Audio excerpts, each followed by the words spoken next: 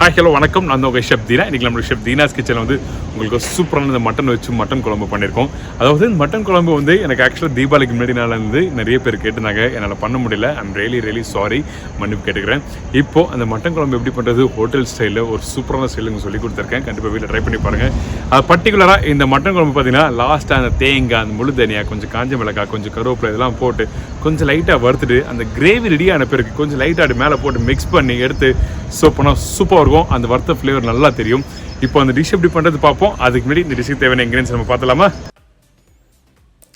நல்லெண்ணெய் 2 ஸ்பூன், தேங்காய் பால் 1/4 கப்பு, மிளகு 1/2 ஸ்பூன், தாளிப்புக்கு பட்டை, லவங்கம், ஏலக்காய், சோம்பு தேவையான அளவு, கொத்தமல்லி தேவையான அளவு, காஞ்ச மிளகாய் 4 நம்பர், உப்பு தேவையான அளவு, இஞ்சி பூண்டு பேஸ்ட் 1/2 ஸ்பூன், மஞ்சள் தூள் கொஞ்சமாக, மிளகாய் பவுடர் 3/4 ஸ்பூன், தனியா பவுடர் 1/2 ஸ்பூன், தக்காளி 1 தக்காளி, முழு தனியா 3/4 ஸ்பூன், தேங்காய் 2 பத்தை, வெங்காயம் 1 வெங்காயம். இதுதான் டிஷ்ஷுக்கு தேவையான பொருட்கள். இப்போ நான் என்ன பண்ணுறேன்னா, இந்த மட்டனை வந்து நல்லா வேக வைக்கிறதுக்காக நான் வந்து பேசிக் மேரினேஷன் பண்ணியிருக்கேன். அதாவது மஞ்சத்தூள், தனியா பவுடர், மிளகாய் பவுடர், இஞ்சி பூண்டு பேஸ்ட், கொத்தமல்லி, கருவேப்பிலை, அதுக்கப்புறம் கொஞ்சமாக தண்ணி ஆட் பண்ணுறேன். தண்ணி ஆட் பண்ணிவிட்டு நல்லா மிக்ஸ் பண்ணிவிட்டு இதுக்கப்புறம் வந்து கொஞ்சம் நம்மக்கிட்ட இருக்க அந்த பட்டை லவங்க ஏலக்காய் சும்மா லைட்டாக ஒரு சின்ன சின்ன பீஸ் போட போகிறோம். இப்போ 3 வெங்காயம் போட்டிருக்கேன். இதுக்கு பிறகு அந்த பட்டை, சோம்பு, லவங்கெல்லாம் சின்ன சின்ன பீஸாக போட்டிருக்கேன். இப்போ வேக வச்சு எடுத்து வச்சது தான் இந்த பாயில் மட்டன். இதுக்கப்புறம் இந்த பேனில் வந்து நம்ம வந்து 2 ஸ்பூன் அளவுக்கு நல்லா பெரிய 2 ஸ்பூன் அளவுக்கு நெல்லெண்ணெய் ஆட் பண்ணுறேன். எண்ணெய் சூடானே நம்மக்கிட்ட இருக்க இந்த பட்டை, லவங்கம், ஏலக்காய் சின்ன சின்ன பீஸாக போடுறோம். அதிகமாக போடுறோம் தான் பட்டை, லவங்கம், ஏலக்காய் சும்மா லைட்டாக போட்டால் போடுவோம். இதுக்கு பிறகு இப்போ கட் பண்ணி வச்சுருக்கேன் அந்த ஒரு வெங்காயத்தை பெருசாக ஸ்லைஸ் பண்ணி கட் பண்ணி வச்சுருக்கோம். அதாவது 1/2 கட் பண்ணி ஸ்லைஸ் பண்ணி இதில் ஆட் பண்ணுறோம். ஆட் பண்ணும்போது லைட்டாக போட்டு சாத்தே பண்ணணும். இதோட கொஞ்சம் கருவேப்பிலை,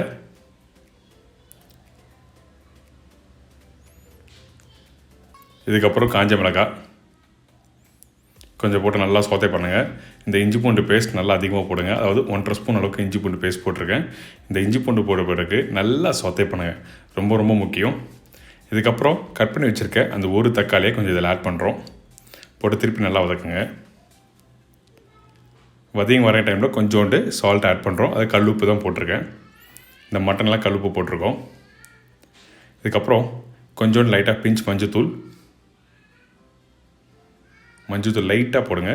அதுக்கப்புறம் தனியா பவுடர் வந்து நான் சொன்ன மாதிரி வந்து சேம் குவான்டிட்டி, தனியா தூள் அதிகமாக, மிளகாய் பவுடர் வந்து கம்மியாக போட்டிருக்கேன். அதுக்கப்புறம் வேக வச்சு அந்த மட்டன் ஸ்டாக் வாட்டருக்கு பார்த்தீங்களா இதில் ஆட் பண்ணியிருக்கேன். முக்கியமாக சால்ட் ஆட் பண்ணணும், செக் பண்ணி ஆட் பண்ணுங்கள். ஸோ இது மாதிரி ஃபஸ்ட்டு அந்த மசாலா பச்சை வாசனை போகிற அளவுக்கு நல்லா குக் பண்ணணும். மேலே லைட்டாக அந்த ஆயில் மேலே வர மாதிரி இருக்கும். அதுக்கப்புறம் வந்து நல்லா குக் பண்ணி எடுத்திங்கன்னா நல்லாயிருக்கும். வேணும்னா திருப்பி இந்த மாதிரி மட்டன் ஸ்டாக் ஆட் பண்ணி மட்டனோட குக் பண்ணுங்கள் நல்லா. இப்போ அந்த மசாலா நல்லா வெந்து வர டைமில் இந்த மட்டனை திருப்பி குக் பண்ணி கொஞ்சம் கொத்தமல்லி லைட்டாக போட்டு நல்லா குக் பண்ணணும்.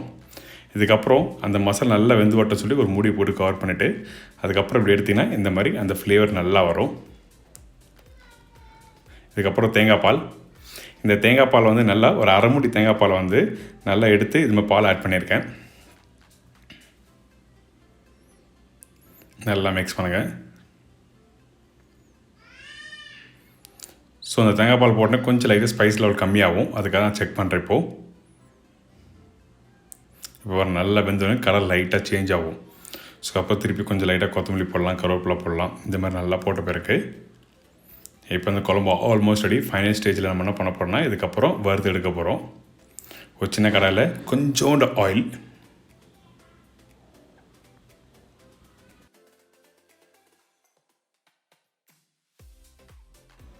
இது சோம்பு போட்டிருக்கேன். இப்போது நான் சொன்ன அளவு சேம் அளவு போடுங்க. மிளகும் சோம்பு லைட்டாக பொரிஞ்சு வர டைமில் நம்மக்கிட்ட இருக்க அந்த கருவேப்பிலை கொஞ்சம் அதிகமாக போடுங்க. அதாவது 2 காம்பு அளவுக்கு கருவேப்பிலை நல்லா போட்டிருக்கேன்.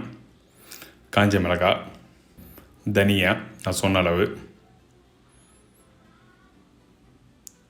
இதுக்கப்புறம் நம்ம திருவி வச்சுருக்க இந்த தேங்காவை இதில் ஆட் பண்ணுறேன். தேங்காய் ரொம்ப அதிகமாக வேண்டாம், சும்மா லைட்டாக அந்த ஃப்ளேவருக்காக நான் தேங்காய் ஆட் பண்ணியிருக்கேன். இப்போ இதெல்லாம் போட்டு நல்லா ப்ரௌன் ஆக்குங்க. ஸ்லைட்டாக கொஞ்சம் நல்லா வதக்க இந்த மாதிரி கோல்டன் ப்ரௌன் ஆகிடும். இதுக்கப்புறம் அந்த நம்ம மட்டன் வேகதில் அந்த இடத்துல நம்ம என்ன பண்ணுறோன்னா, இந்த மட்டன் வெந்து நல்லா வந்த டைமில் இப்போ நான் அந்த பவுடர் ரெடி பண்ணி வச்சுருக்கேன். இந்த பவுடர் பாருங்கள் லைட் ப்ரௌன் கலர் இருக்கும். அந்த பவுடரை ஜஸ்ட் லைட்டாக அது மேலே போட்டு நல்லா மிக்ஸ் பண்ணி எடுத்து சர்வ் பண்ணினா இந்த ஒரு அருமையான இந்த மட்டன் குழம்பு ரெடி. ஃபைனலாக கொஞ்சம் கொத்தமல்லி அப்படி நல்லா மிக்ஸ் பண்ணி திருப்பி ஒரு 5 நிமிஷம் நல்லா எடுத்து குக் பண்ணி எடுத்து சர்வ் பண்ணால் இந்த அருமையான மட்டன் குழம்பு ரெடி. ஏன்னாங்க இப்போ இந்த ப்ரிப்பரேஷன் எப்படி பண்ணுறது எல்லாருக்கும் ஈஸியாக தெரிஞ்சிருக்கும். கண்டிப்பாக வீட்டில் ட்ரை பண்ணி பாருங்கள். நம்ம வீட்டில் எல்லோரும் மட்டன் குழம்பு முருங்கைலாம் போட்டு பண்ணியிருப்பீங்க. ஆனால் இந்த மட்டன் குழம்பு சேம் மெத்தட் ஸ்டைலாக போட்டிருக்கேன். ஆனால் அந்த இஞ்சி பூண்டு ரேஷியோ பாருங்கள் எப்படி போட்டிருக்கேன், தக்காளி எந்த அளவுக்கு போட்டிருக்கேன். அது மட்டும் இல்லாமல் அந்த பவுடர் மசாலா எப்படி ரெடி பண்ணி ஃபைனலாக போட்டு மிக்ஸ் பண்ணி உங்களுக்கு சூப்பராக ஸ்டைலில் கொடுத்துருக்கேன்ல, இதே மாதிரி ட்ரை பண்ணி பார்த்துட்டு உங்களுக்கு சொல்லுங்கள். அந்த வறுத்த ஃப்ளேவரோட உங்களுக்கு சூப்பராக இருக்கும். இதே மாதிரி நாளைக்கு ஒரு சுவையான சூப்பர் டிஷ்ஷை சந்திக்கிறேன். அதுவரை உங்கள் ஹிடமிருந்து விடைபெறுவது உங்கள் chef Deena. See you, bye. Take care.